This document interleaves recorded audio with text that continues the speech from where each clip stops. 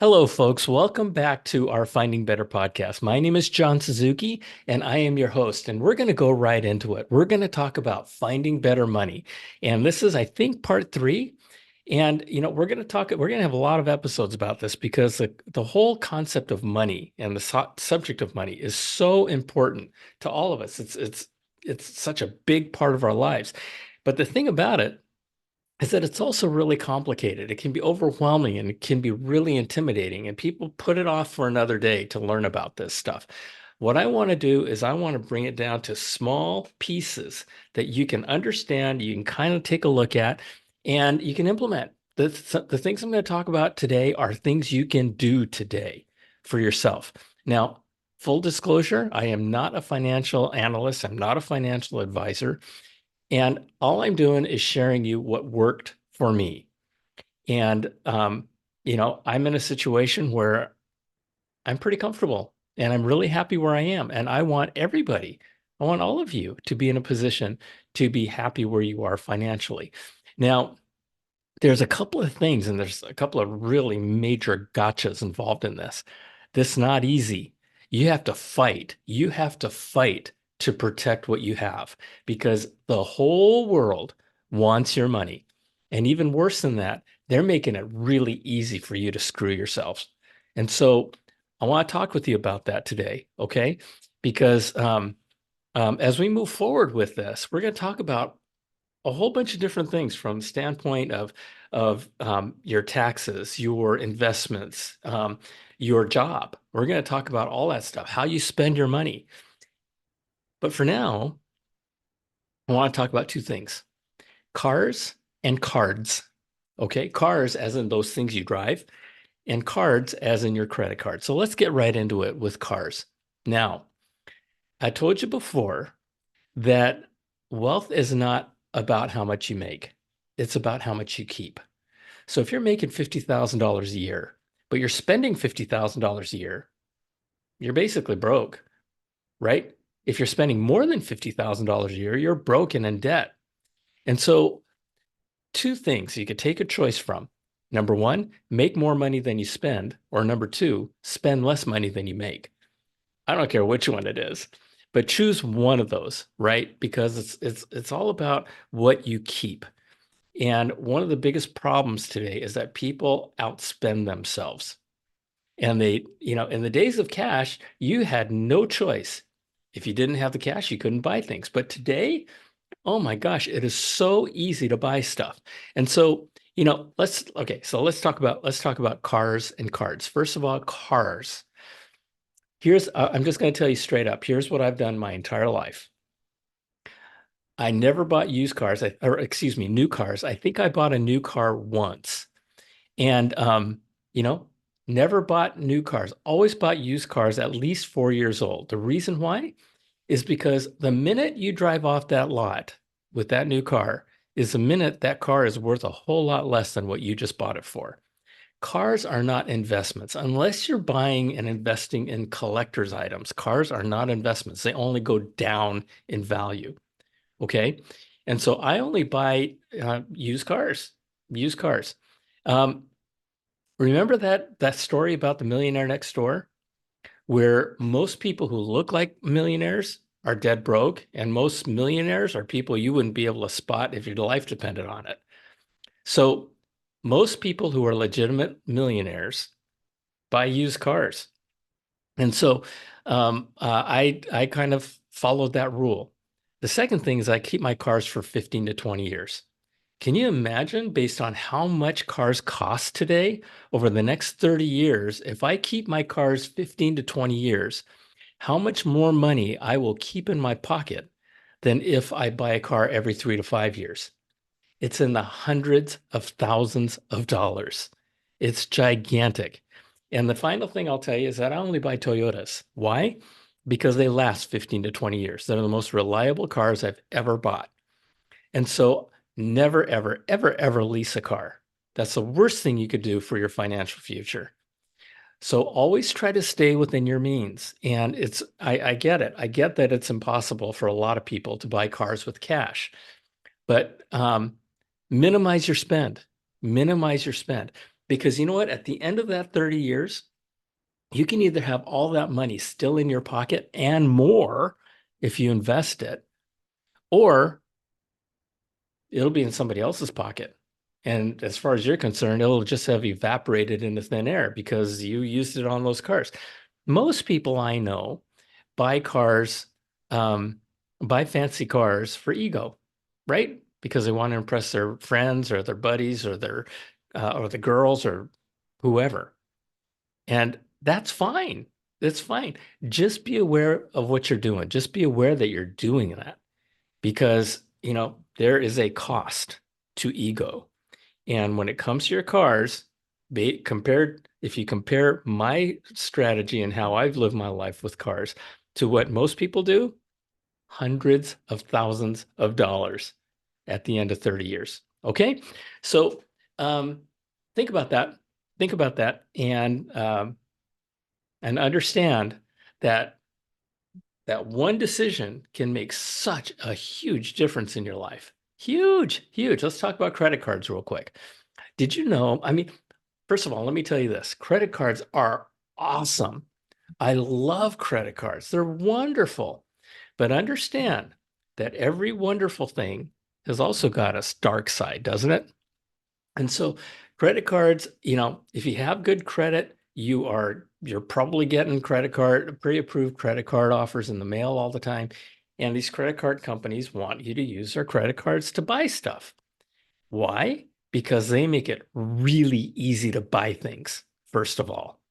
If you go to a farmer's market, you can use your credit card. Anywhere today, you can use your credit card. It used to be that you had to use your cash. And again, once you ran out of the cash, you ran out of your buying power. But now with that little handy dandy credit card, you can buy anything you want. Okay. So first, they make it really easy. Second thing is that they charge you interest for your balances that you don't pay off. And that interest comes in the form of a pretty big number, 20%. So what does that mean? Depending who you talk to, the average household credit card debt is between $5,000 and $8,000. Average. Your mileage may vary, but let's just take $5,000.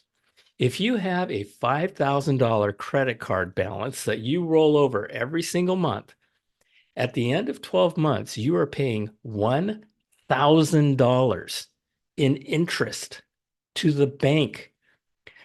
Why? Because basically you're paying them to manage your mismanagement of your money. Let me repeat that. You are paying the bank $1,000 a year to take care of the your mismanagement of your money. Okay. Can you think about wouldn't it be cool to have an extra $1,000? Wouldn't it be cool? Now, what would you do with that extra $1,000? Please don't say you'd spend it on a dress or spend it on a baseball bat. The answer is you would invest that money so that $1,000 can make you more, little baby dollars, because that's what investing is all about. Okay. Now, with the credit cards, again, they make it so you can buy vacations on credit, on a payment plan. And you have all these new technologies now. You have PayPal, you have Venmo, you have all these different services that make it so easy to spend your money.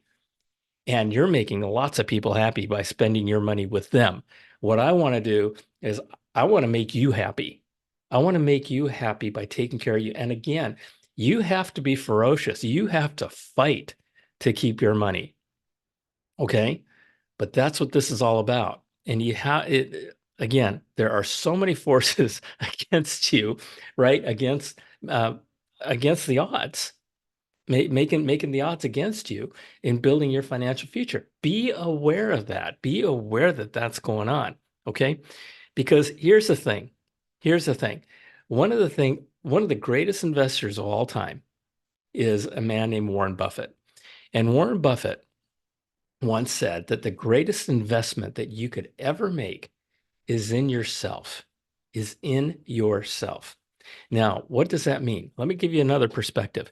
Most of us work full time, and full time is defined as 40 hours a week, right? We spend 40 hours a week making money. How much time a week do you spend keeping your money? Focusing on keeping your money.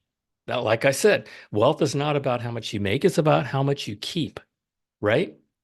Well, if you spent 1% of the time that you spend working, so you spend 40 hours making money, but if you spend 1% of 40 hours or 24 minutes a week learning, investing in yourself and learning about money, you will be so far ahead at the end of this year. You're not going to believe it. So how do you learn? Let me just give you a couple of ideas. First of all, this is a book by a gentleman named Dave Ramsey. It's called The Complete Guide to Money. It's a simple read. I mean, it looks like a really thick book, but it really is a relatively simple read. Read a chapter a week. Okay, spend 24 minutes a week reading a chapter of his book. And then after you finish his book, read it again. Susie Orman is another author who writes really great personal finance books. You can, and if you don't like to read, go to YouTube. Okay. Dave Ramsey and Susie Orman have done amazing, wonderful YouTube videos. You can watch those for 24 minutes a week. Or Warren Buffett. Warren Buffett himself has done wonderful, wonderful videos on YouTube. And his business partner, a guy named Charlie Munger, he's also done wonderful YouTube videos. So check those folks out and spend a little bit of your time investing in yourself. And the investment in yourself is going to you're not going to believe what's going to happen. But you have to have the discipline. I'm sorry if I sound like I'm lecturing you, but I'm telling you what it takes, because this is what it took for me to get to do what I did. Okay. So with that, remember about car and by the way, they don't teach this stuff in school. They don't teach personal finances in school. They don't teach what I'm telling you about credit cards in school. They don't teach you what I'm telling you about cars in school. They don't teach any of this stuff. So it's up to you. We got the same 6 inches right here, right? And between our ears, and it's ours to use it. And you know what? The benefit of spending time on yourself and on your learning is, like I said, you're not going to believe it. You're not going to believe it. So think about it. Cars and cards. Once you are able to get rid of your credit card debt. And folks, I am telling you, it's not going to be easy. It's going to require dedication. It's going to require grit. One simple way: stop eating at restaurants. Stop eating at restaurants. Make your breakfast. Take your lunch to work. Make your own dinner. Restaurants are so expensive, and if you just make that one change, you're gonna it could be, if you eat out a lot, that you're going to see a huge. Take that money and pay off your credit card debt.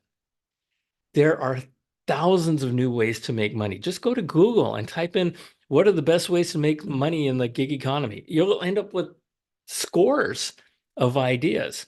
And if you decide to start a small business, that learning is going to serve you for the rest of your life. And who knows, right? If you're able to make a couple of $100 a month and apply those dollars to your credit card debt and bring down that credit card debt, okay?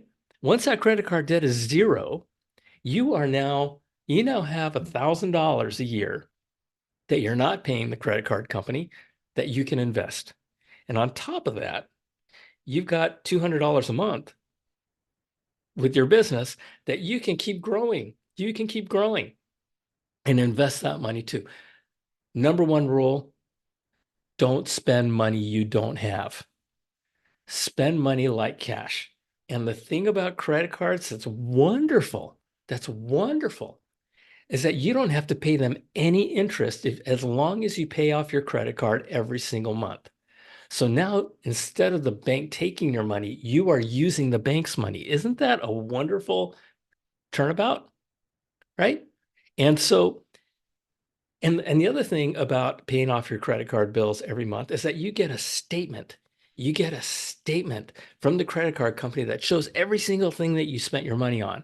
So you can look at it and you can decide, was that smart or not, based on your willingness and your goal to build financial security for yourself. This requires some work. This requires hard work and some real dedication, but you can do it. You can do it. If I could do it, you could do it. Anybody can do it, but continue learning. Okay. Continue listening to this podcast because I'm going to talk about lots and lots of other things very, very relevant to your financial security. Okay. So with that, thank you for listening. Keep at it. Keep at it. This is not a sprint. This is a marathon, but it's a marathon that I have found to be really worth it at the end. Okay. So until next time, thanks.